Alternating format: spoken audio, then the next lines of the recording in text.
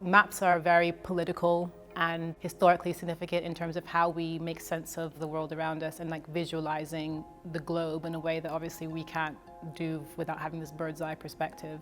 But maps are also very misleading.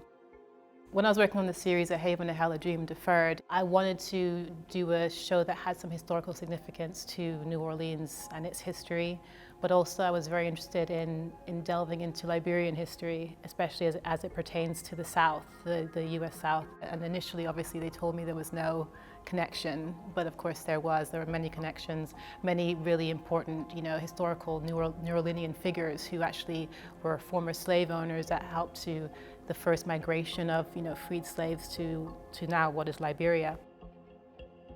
When the first people from the American Colonization Society, the ACS, went to kind of survey the land area to find where they wanted to place these freed slaves, they drew up maps of the tribal areas. Those are the maps that you'll see in the work 11th. I was literally lifting the maps and making them to scale within the works, just as an indication of like how land is divided, how things are drawn up and carved up. When you go and create a country, you are cutting off and dividing, natural tribal areas that people are already living in. It was kind of like a cautionary tale about what happens when you try and create a tabula rasa in a place where people already are, where people already live.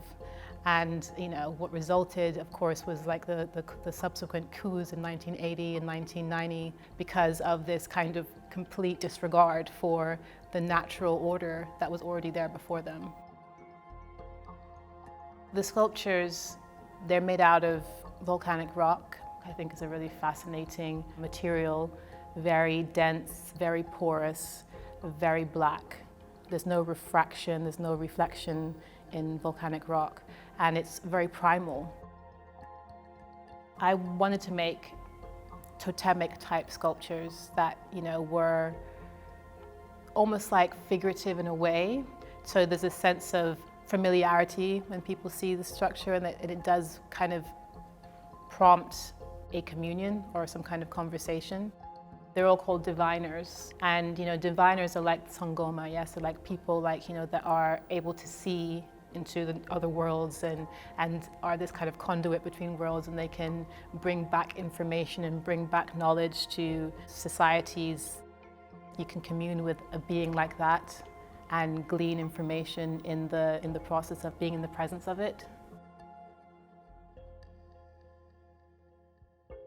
In the Black Fantastic is a great way to even sum up the way that I think about my work, right? It's like there's so much about blackness in my work. Blackness that goes, beyond conversations around race as well, to the more universal implications of blackness and how we have negotiated darkness as societies.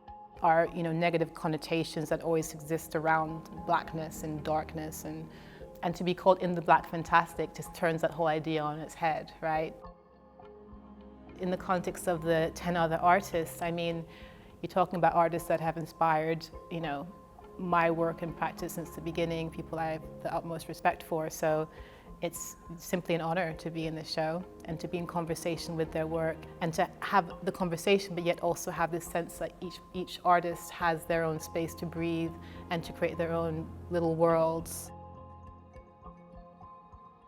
I just hope people, have a reflective moment and are able to kind of spend time with the work in an environment that feels very cohesive and very restorative.